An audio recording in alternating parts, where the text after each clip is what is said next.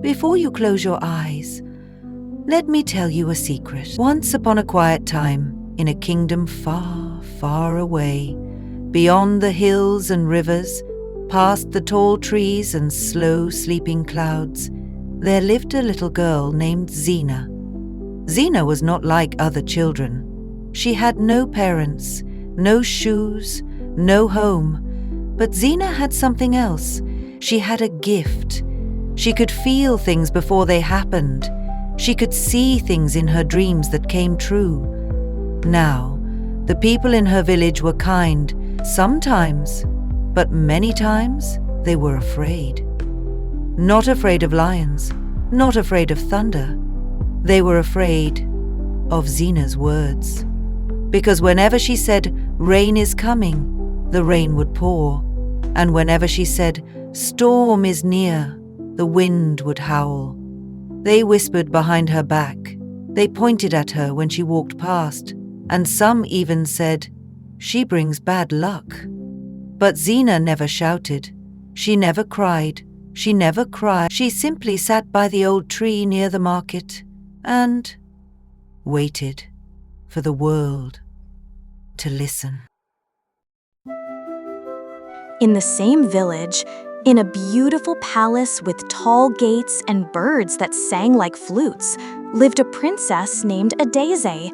She wore gold beads in her hair and soft red wrappers. But what made her special wasn't her crown, it was her heart. Princess Adeze often saw Zina by the tree. Sometimes she would wave, sometimes she brought her food, and every time Zina spoke, Princess Adeze listened. One bright morning, when the air smelled like roasted yam and the sun warmed the village softly, Zina stood up and said, "Plant many seeds this year.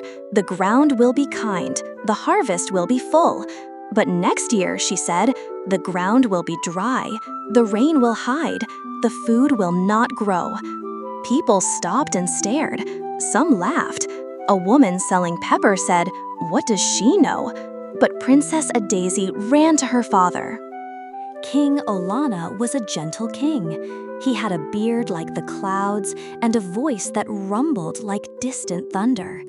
Princess Adeze bowed before him and said, "Father, I believe Zina. Let us prepare. Let us store food." And the king listened. He told his guards to gather grain. He told the farmers to plant more.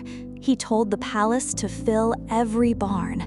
And all the while, Zina watched from under her tree, quiet, waiting. That year, the harvest was like magic.